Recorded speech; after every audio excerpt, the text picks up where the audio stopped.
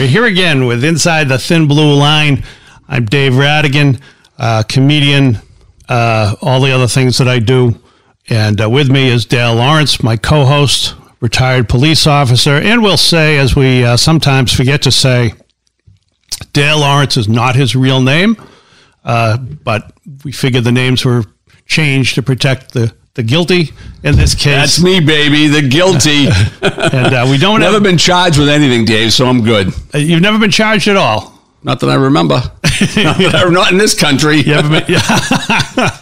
I had a friend who was in the Navy a while ago, and he said back then, he said you can't do it anymore, or they don't do it anymore, but back then you would go for shore, you would get into a fight, they would round you up, and somebody would come and they would get you from the local jail and bring you on board, and that would be the end of it. Yeah, that's pretty accurate. They had the shore patrol, the Navy shore patrol would grab all the soldiers and sailors and the Marines, because they're all on board ship together, and send them home. Yeah, we had funny. I'm going to go off the record a little bit. In Cairo, we had a bunch of. You're going to go off the record by talking on the. Okay, go ahead. Yeah, not off the record. Obviously, we're on the record. Off the reservation. Yeah, off the reservation. Yeah, you're talking about. Yeah, we had in Cairo. We had a bunch of Marines go out in town from the embassy one day, and they got into a fight out in Cairo at a nightclub. And I was working that night. Me and a couple of Marines were working, and they never showed up. We had like a 1 o'clock curfew. And they never showed up. So we're calling them on their radios. 2 o'clock, never showed up. 3 o'clock, never showed up. And there's like 5 of them. And we had to call. We had to start making calls to the ambassador and this head of security. And it's 6 a.m. They haven't showed up. No one knew where they were. So then we called the Egyptian security forces that worked with us. And literally 12 hours later, they were able to locate them. And they were like in some little cell about 30 miles from Cairo. They got arrested for fighting out in town, and the Egyptian military took them away. Yeah. Took them away, took their radios, took everything, stripped them naked and threw them in a cell, almost like a dungeon. Yeah. Stripped them naked? Absolutely, brother. Wow. Absolutely. And there were no charges, and there was no follow-up. The Marines kind of got in a little bit of trouble back at the embassy. But, it was just weird. It was kind of scary, and you didn't know what was going on, because obviously Americans in the Middle East back in the mid-'80s were persona non grata. Ooh. As opposed to now, when they're loved. As of right now, today in Afghanistan, it's a great place to go. Oh, terrible. We're going to talk a little bit about, and let me ask you this, because I know this for my entire life. Nobody ever starts a fight. It's never their fault.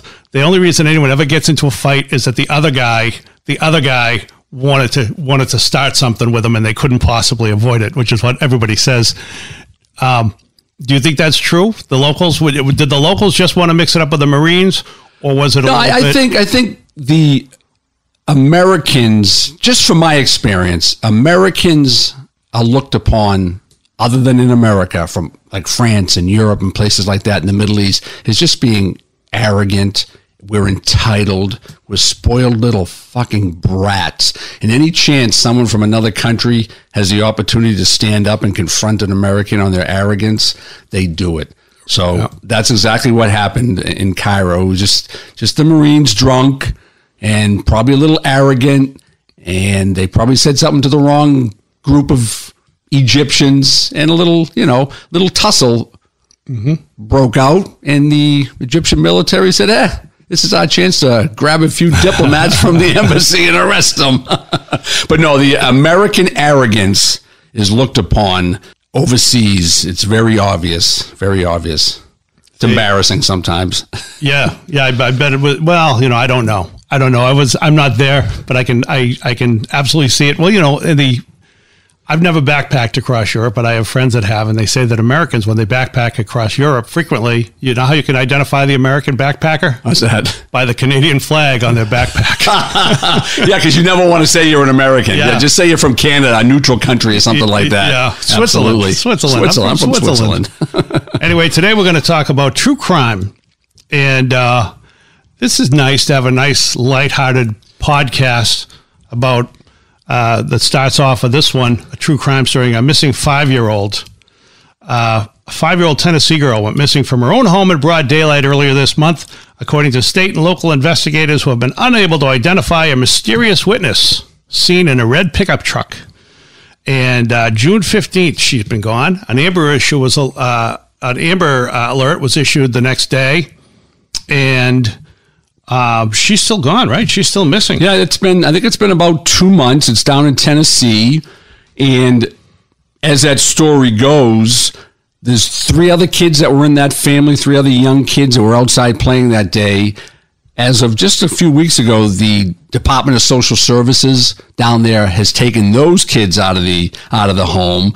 So what that tells me, when a little kid, a young child, is missing from a home, the first suspects typically are going to be the parents. Because when you look at a young child that goes missing, a young child doesn't usually wander away. A young child isn't on social media meeting people.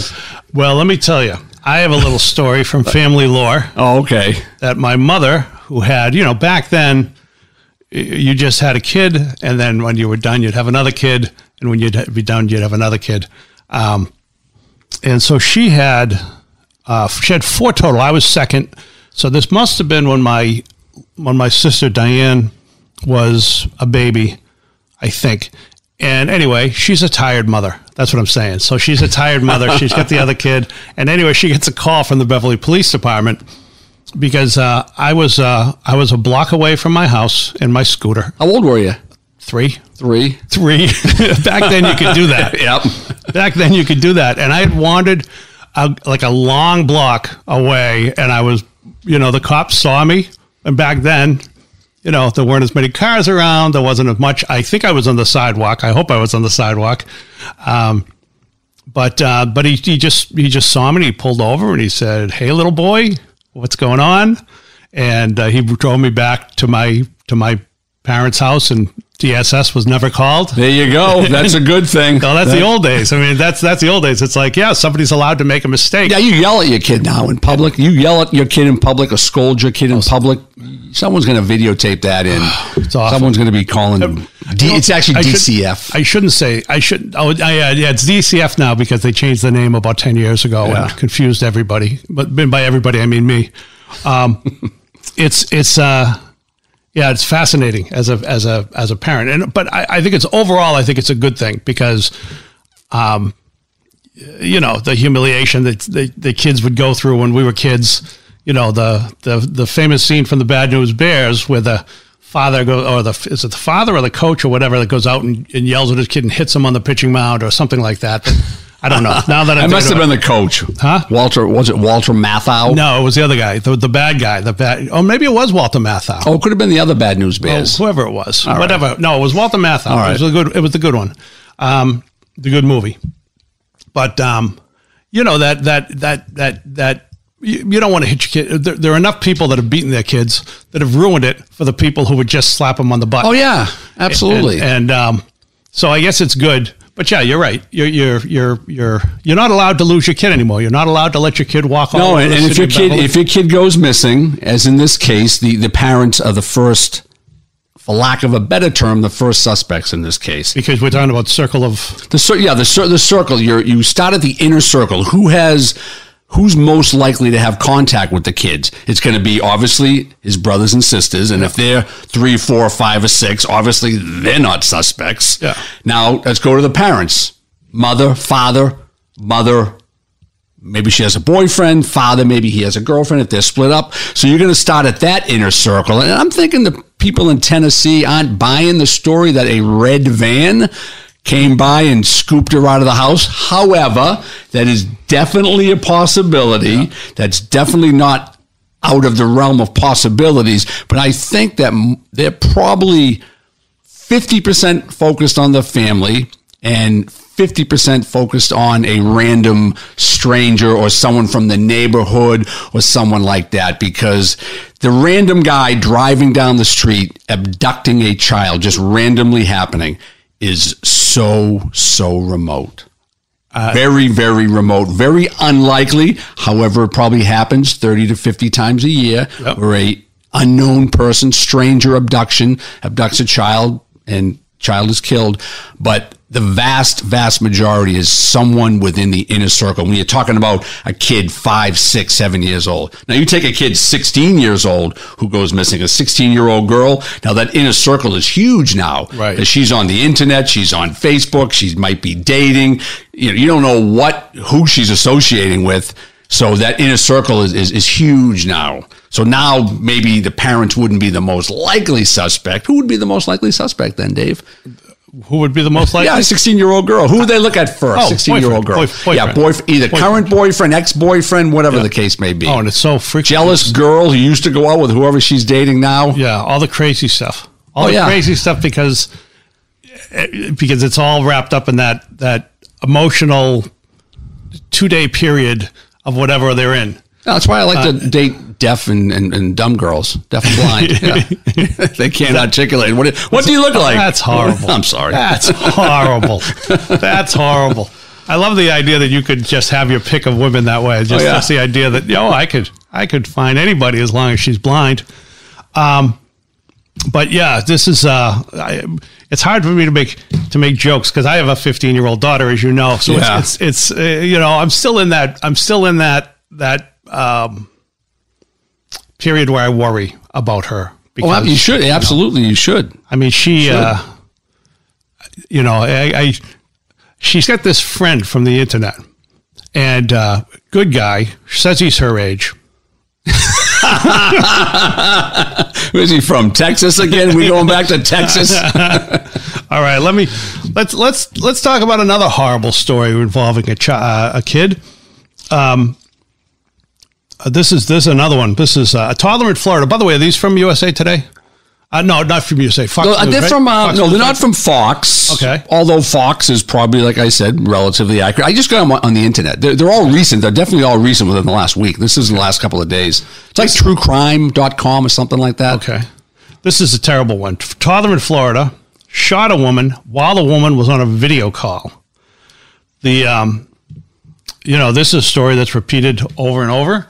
Maybe not with a Zoom as the twist, but we've all seen the story on Zoom or we've seen the pictures of the mother who's in her child's Zoom class and she's changing her clothes in the background, and you can see her underwear or whatever. Hopefully she's attractive though. It's just horrible all the way around. We know about the CNN commentator who was taking a break between, I thought he was taking a break between meetings in Zoom. You know something? He's so full of shit. He's just an exhibitionist. You think so? Absolutely. I don't think so. I think so. I got to tell you. That's where me and you differ, Dave. You think everyone's great, and I think everyone is great, but there's also an evil side to some people. You think everybody's everybody's doing everything on purpose. And I can tell you this. I've when I started on Zoom, one of the things when I started teaching on Zoom at the beginning of the pandemic, I called around to my friends that I knew that did a lot of Zoom stuff, and both of them said, whatever you do, wear pants. Yep. And I thought, this is the stupidest advice ever. And then 5 months into the pandemic, I'm like, this is the best advice I got. Oh, yeah. Because it's just so easy to forget where you are. And plus, you don't know how wide of an angle the lens is on your laptop. You don't know if it's going to get half your body, 50%, 75, 80%. I thought you could see yourself. You can, but they see what you see. Yeah, right? They say what you see, but sometimes you think that you're covering everything, Dave. Well, you know what it is. Like the news anchors. The famous story that's repeated over and over is the news anchor who comes out with. Usually it's jeans, but sometimes it's shorts, and sometimes it's undershorts.